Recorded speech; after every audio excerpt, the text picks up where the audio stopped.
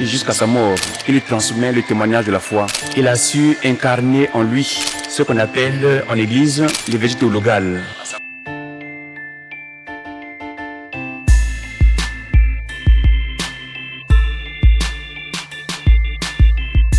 Je suis l'abbé Jean-Serge Matola, prêtre de Brazzaville. Jour pour jour, aujourd'hui, ça me fait 23 ans de sacerdoce. Voilà. Il y a quelques années, j'étais hors du pays. J'ai été envoyé aux Antilles pour une expérience pastorale de 2015 à 2025, soit 10 ans. Et donc, depuis septembre, je suis de retour dans mon diocèse de Brazzaville et affecté ici à Jésus ressuscité et Divine Miséricorde comme vicaire de la paroisse. Nous approchons à célébrer le 49e anniversaire du don de la vie du cardinal Biayenda pour ouvrir aussi bien sûr le jubilé de 50 ans. Qu'est-ce qu'on peut dire? C'est pour nous chrétiens d'abord, c'est un acte de foi. En la figure du cardinal, c'est le témoignage. Son témoignage de foi qu'il a donné de son vivant comme chrétien et comme prêtre. Comme tel, je ne l'ai pas connu, mais je connais le cardinal à travers les écrits.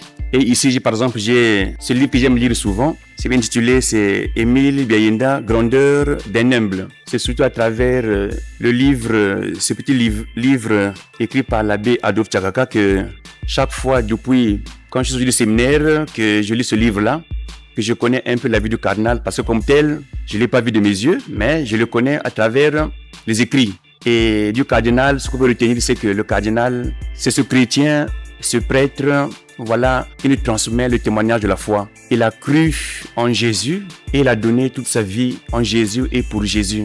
Jusqu'au martyr, on pourrait dire, comme le Christ lui-même. Il a su incarner en lui ce qu'on appelle en Église l'évangile théologal, à savoir l'espérance, la foi et la charité. Le cardinal Biayenda, c'était un chrétien, un prêtre et on pourrait dire un homme de foi, d'un témoignage de foi. Et cette foi, il a témoigné jusqu'à sa mort. Il savait en qui, comme dit l'apôtre Paul, en qui j'ai eu ma foi. Et sa foi était placée justement en Jésus-Christ. Au cœur des intempéries de la vie. Dans notre vie, il y a beaucoup de situations difficiles. Comme prêtre, il a dû traverser ces situations. Mais je dis qu'il avait placé sa foi en Jésus-Christ par rapport à ce que les gens disent, ce que l'on veut vivre et ce qui est écrit. Donc, un homme de foi. Donc, pour nous chrétiens, à travers Tate Biayenda, c'est vraiment comprendre que dans la vie, on peut traverser des événements difficiles, mais si on a la foi au Christ, si on est convaincu que le Christ est mort et ressuscité, alors on peut aller jusqu'au bout. Lui, il a fait. La grande vertu de Tate Biayenda, c'est l'humilité. Comme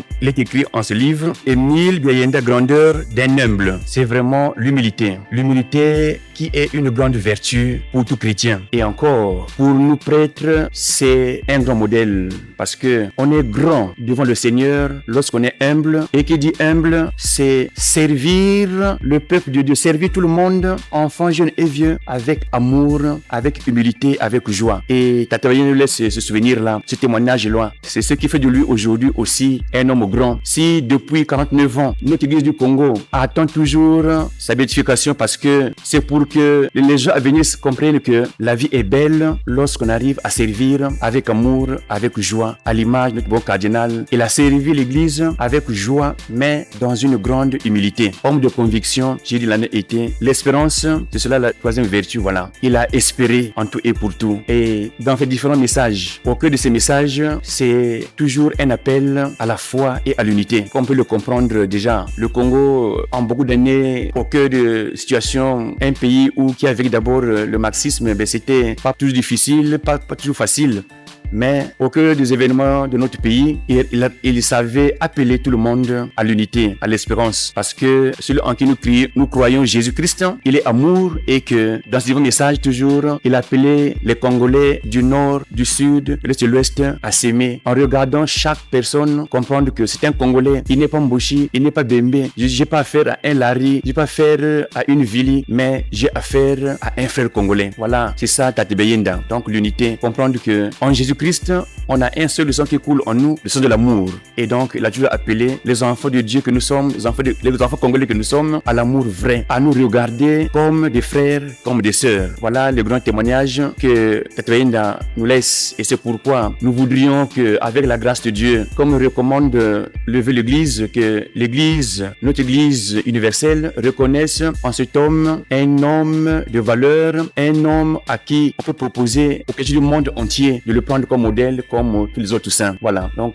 par rapport à son témoignage de foi, par rapport à tout ce qu'il a donné comme amour, voilà ce qu'on peut dire un peu en bref de ce que Tatouaïnda. Voilà. Encouragement à nous tous, chrétiens tout simplement, de demeurer des hommes et des femmes de foi. Et aux serviteurs de Dieu comme prêtres, religieuses, être hommes et femmes de foi, mais surtout des prêtres, des pasteurs très humbles. Servir le peuple de Dieu qui nous est confié comme prêtres avec beaucoup d'amour, rendre le bon service comme prêtres. Voilà le témoignage pour nous prêtres vraiment. Le prenons comme modèle, c'est justement pour que l'Église avance dans un service adéquat. Voilà, c'est cela qu'on peut dire pour les prêtres.